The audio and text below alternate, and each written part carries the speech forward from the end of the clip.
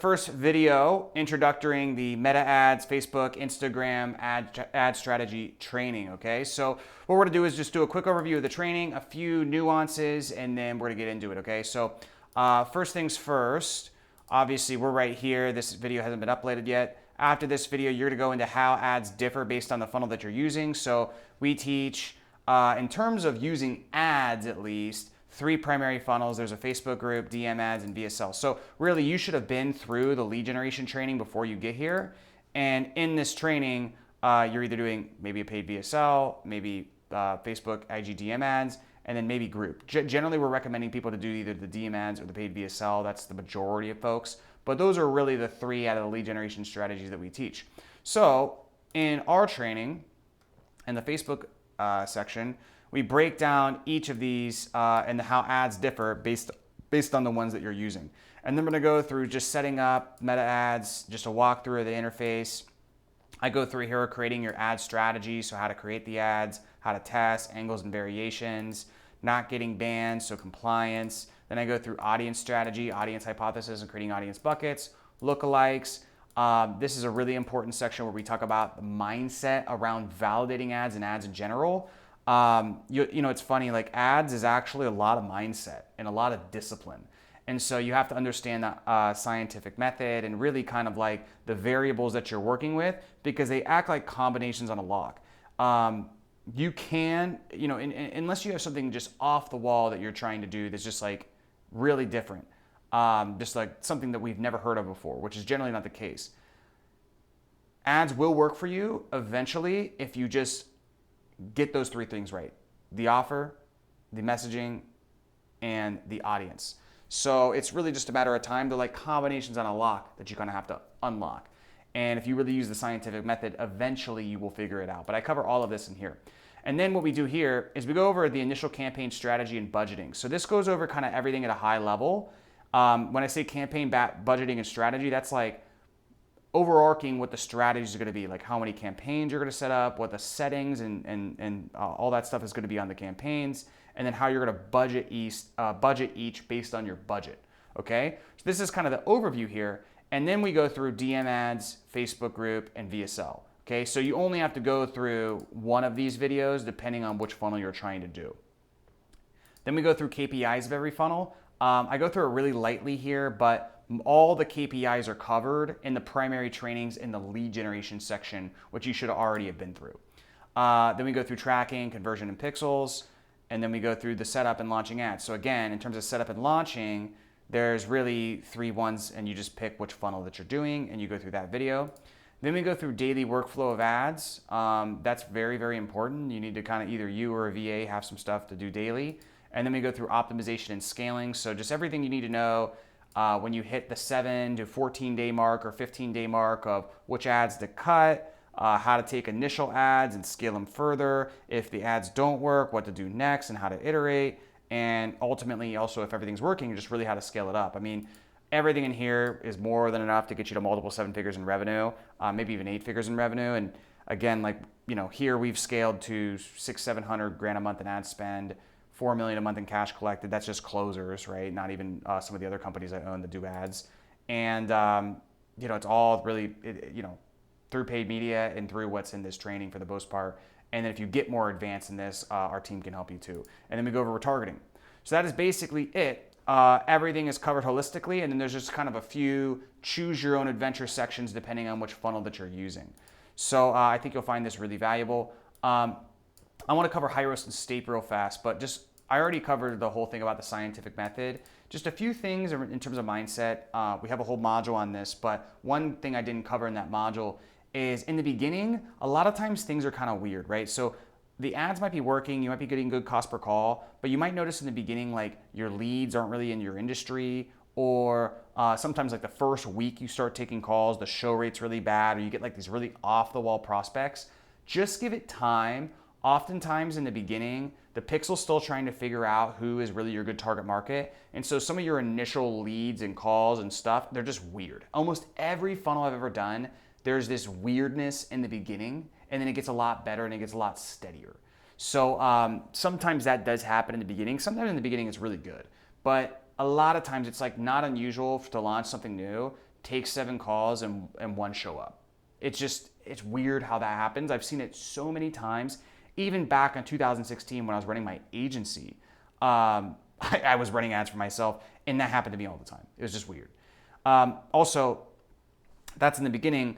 In the future, there's weak lulls, okay? So what happens is there's just some weeks where like the quality of your ads is always gonna ebb and flow. And I'll give you an example. Like it's December right now. It would not be unusual if I asked my sales team, like, hey, so like, what do you think about the ads this month? Which weeks were good? Which weeks were bad? And they'd be like, oh yeah, whatever you were doing in week 1 was really great. Week 2, the quality wasn't as good. Week 3, the quality was even worse. Then week 4, it really came back. And they would say that, and then in reality, behind the scenes, I did not touch anything with ads at all month. Like I didn't touch anything, didn't touch budget, didn't launch anything new, didn't cut anything. Same thing all month. And in their perspective, they're like, man, whatever you're doing in week 1 had to have been really good. We should do more of that. It's like, no, we didn't even change anything. It's all the same. And so the reason I tell you that is that there's just these natural ebbs and flows with ads. And you just got to be prepared for that. Like a lot of ads is not touching it, being disciplined, being patient. And my general rule is if everything is going really well for a couple of weeks and then you have everything kind of fall off a cliff for 1 week and quality is really bad, give it like 7 to 10 days. If it's still a problem after 7 to 10 days and it's not getting better, then you might want to make some changes. And that's if performance is still the same, it's just a quality and show rate issue. But a lot of times, if you just wait, it'll come back, okay? But if you've had a problem for 2 weeks, it's worth maybe making some optimizations, cutting and relaunching stuff. Okay, so with that being said, we're gonna talk about tracking, which is high risk and STAPE. So we do have modules later in the training to go over this, but I wanna make sure you hear it from me. So essentially, here's the problem. Since Facebook, iOS 14 with Apple came out, basically what happens is if you get, the old way is if I got 100 leads on Facebook, Facebook would track like 80% of those leads. They would clock 80 of them, okay? Now, they might only clock 30 or 40. I've heard it's gotten better recently, but still, it's not as good as it could be. So they might only clock 30 or 40.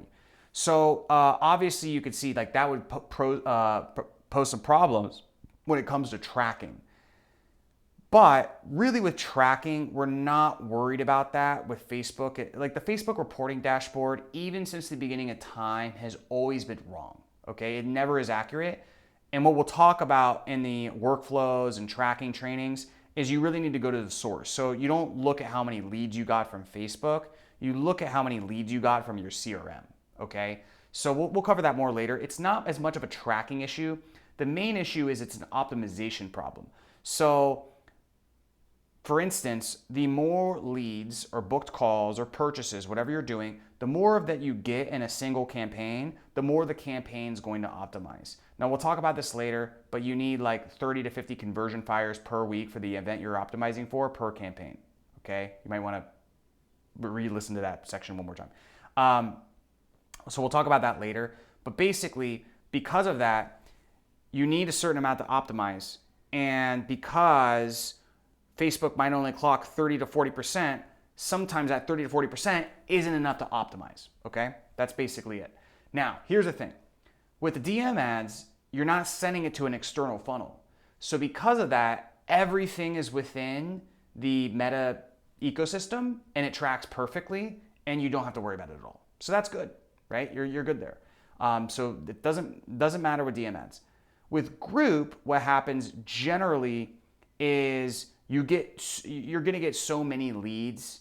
They might not be as high quality, but you do get so many leads that eventually become group joins that even if the tracking isn't accurate, you are getting enough volume to where it doesn't really affect performance, okay? But with the VSL, it is an issue. So with the group, basically I do recommend using at least STAPE, but if you didn't, because these do cost extra money, if you didn't, it's not the end of the world.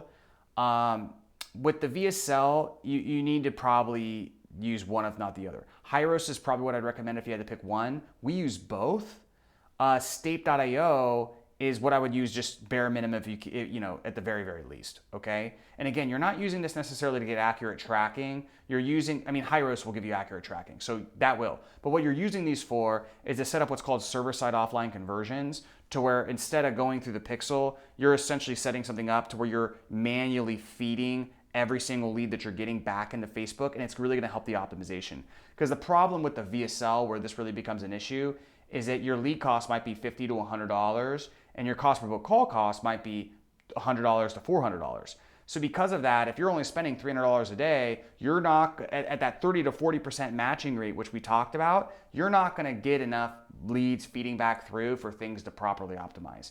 And you know, again, like a lot of people will just say, just do it anyways. But I'm telling you, I used to run this VSL, and like when I didn't have this stuff set up, it wouldn't work.